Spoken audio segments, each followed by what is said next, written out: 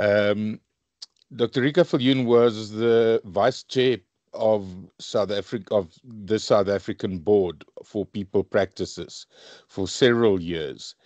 She's a seasoned human resource executive coach and scholar practitioner, specializing in organizational development, cultural integration, and strategic change. With over 2 decades of experience in mergers and acquisitions, she has led leadership placement, team optimization, and cultural transformation initiatives across global organizations. Dr. Viljoen's work bridges strategy, execution with human dynamics, focusing on values, leadership behavior, and inclusive cultures. Her doctoral research on inclusivity has been implemented in 42 countries, engaging over 100,000 participants, and was recognized by the Academy of Management as a top contribution to the field. She is also the recipient of the prestigious CEO Award from the Institute of People Management. Over to you, Rika. Thank you very much, and welcome to everybody here, and thank you for the opportunity to today share with you a bit of my thoughts. So, wellness is a topic that's extremely close to my heart. For me, wellness maybe equates to functionality, as different people view wellness particularly different. And I guess that will be part of the conversation that I will have today. My topic is measure what matters. Maybe if I speak a bit to measure, that's a doing thing. And what matters is a being existential thing.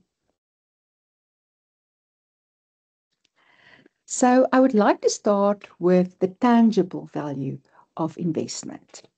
Return on investment is a traditional way of looking at benefit of organizations, in benefit, really. It's really important as well to do that for wellness programs, wellness initiatives.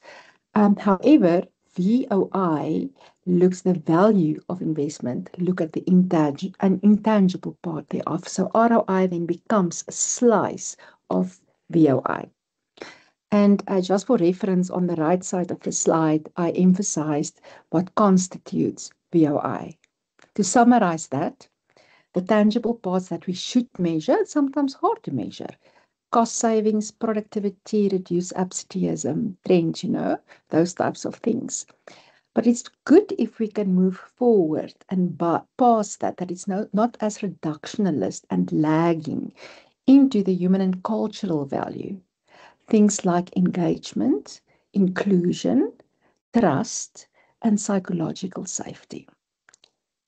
Strategic in the future value as well. The resilience in the system to perform, the human energy in the system to perform. Social and stakeholder value, the reputation, what the community thinks of us, the outside lens there of the containing system, as well then as I said before, it is a subset, a slice thereof. So I thought that I could maybe share a story where I got everything wrong. It was in Mali. It was in 2008. And I was actually much younger. I'm a grandmother now, so I'm really proud of that. But then I just finished my PhD. It was an award-winning PhD from the Academy of Management. And I was selected on a very famous, actually, consulting group to go and sort out trust in a mining house in Mali. It's an international mining house.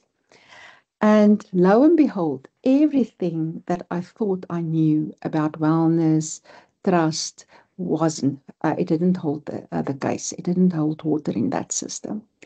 For context, Mali then, I think today is maybe the fourth, it was then the third poorest country in the world. And the social construct of that the country was Muslim, French speaking on a local language, Bambara, which is symbolism, um, people study in Russia, so communists, and then, of course, the collectivism in that system that I totally missed. So we decided that we found with our solid research that trust is low, people don't trust each other, they don't spend energy on wellness, things like that, only to realize how it's constructed is significantly different. Questions that's typically asked are, work-life balance for psychological well-being, things like, do you work to have off? Or, no, people don't work there to have off; they work to live. Time flies when I'm at work. No, it's not true. It's not a construct. Time doesn't fly. Human life flies by. The work will still be here, but the human will not be there. It's totally deconstructed. And identity was viewed in the collective, the well-being of the collective, not the well-being of the own. That really helped me to go back to my assumptions about things like wellness, inclusivity, and aspects of that nature, identity. As that symbol that comes from Western Africa, the symbol of the Akan symbol, Adrinka symbol, the Sankofa shows, it's a symbol of a bird that looks back and see a dot on its back. And the interpretation is so beautiful for me. It is, there's no shame whatsoever to look back. The shame is not to do something around. There's another story from Mali that I really enjoyed. It's also told in Ghana. It is that the person that walks in the front with a sickle doesn't know whether he walks straight or not straight. And my topic about measurement, if you measure it correctly or maybe inclusively, rich enough, shows where we walk wrong. And it look at lag and lead indicators in terms of measurement. So that helped me to understand that we must do things differently. And that we should deconstruct it maybe from a strategic HR perspective, strategic organizational perspective, a multicultural perspective on different layers, on individual wellness, as well as collective wellness, organizational wellness, group wellness, societal wellness. And another thing about OD, organizational development and change, is that you don't intervene on one thing at a time. You intervene at quite a few things at the same time. You intervene individually, group, organizationally, as well as societal or containing system. Individually, what we often do not consider is psychological safety, stability, and well-being. And it's defined different for different people, significantly different. If you are busy surviving, well-being rests on I'm surviving. I have food, I have drink, I have my medicine. If it resides on, it rests on culture or tribe or collective or my society, my belonging in my space and stories and richness, then it means totally something else. So this thing of really have work life is sometimes in the elected few. It's also different lower in the organization from the senior executives. That's just as at risk from sustainability perspective. It has to do with psychological safety and trust. It has to do with meaning and purpose. What gives you meaning? What is your existential crisis? What are you busy solving if you were playing Monopoly of life? It's to that we need to speak and almost translate our wellness initiatives to deal with those existential problems so that there's a larger intake of the thing that the wellness initiative or strategy that will really render organizational sustainable. It has to do with emotional capability as well as the adaptive capability. Emotional EQ means here, how do I cope with my environment? Adaptive intelligence means it's my biopsychosocial adaptation to changing life conditions. I work in the DRC, in the mining space, there's civil war. If there's civil war, people ask significantly different questions than what they ask in other spaces. It has to do with my autonomy. Do I take care of self? Do I take my tablets? Do I eat? Do I sleep? If I get a mattress from the wellness, from the mind to sleep well, do I give it to somebody else, my uncle, or do I actually keep it? It has to do with agency. Can I step up? It's the old internal locus of control that leads to things like behavior-based safety. It leads to things like productivity in organization. It leads to healthcare safety, even in other spaces, or customer centricity in retail. Social belonging and inclusion. How is that constructed? So sometimes you need to intervene on the group level with these initiatives, not on the individual level. If you do something for the father, it maybe means more than doing it for the individual. Security and stability. To which degree does it give me security? Do I feel secure? And it's different for different groupings in society. Organizationally, if I just go there and maybe if I explain the symbol here, it is a symbol of a Ghanaian symbol of two crocodiles, but they share a tummy. So if I go one way and you go another way, we both will be less off or die. We won't eat. And wellness for me is like this. It is shared in the organization. It's not a one person that's busy with his well-being. It is an organizational quest to make it sustainable. So with regards to the collective wellness, inclusive and ethical leadership is important. It's different for different people. Culture of trust and engagement. To which degree do I feel I can bring myself to the organizational table? Do I have a voice? Can I share? Do I feel safe enough to tell you that I'm struggling? Do I feel safe enough to declare that I need medicine, sleep, or rest? Do I need the money so I don't? Sustainable capabilities. Sustainable work design is coming through.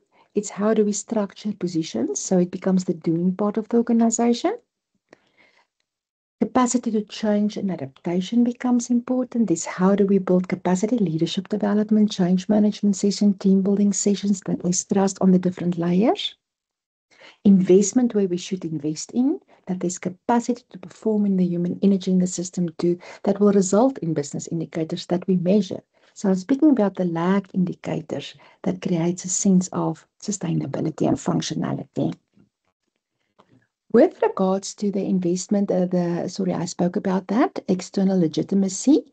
There it has to do with, are we a reputable organization? To which degree do we step up in the community? Do we service the community and our social responsibility? There's definitely individual and the collective well-being, wellness, functionality that we need to consult as practitioners and measure, else it will not happen.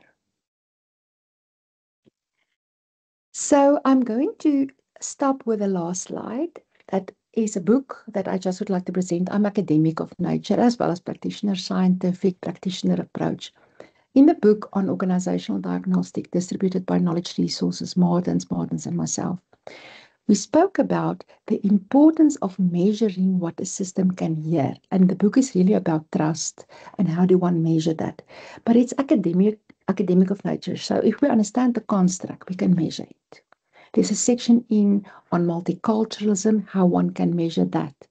And then I'm not too preoccupied what specific tool it is, as long as there has a predictive capability, as long as there's face validity, as long as it looks for the whole VOI definition and not one part thereof, that we have dashboards, pulses, in a language that everybody in the system really can understand and trust, not as an add-on that's cut the minute that there's operational challenges.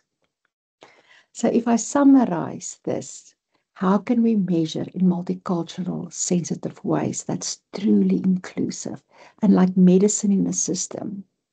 Then the whole wellness initiative can be like we also say in Africa. If you push a good person up the tree, he brings fruit for everybody. So understanding the psychological, the biopsychosocial drivers on individual, group, organizational, and the societal domain will render it sustainable and functional and well if we do it in an inclusive manner. I thank you very much for your audience, and it was lovely speaking to you about a topic that's really important to me.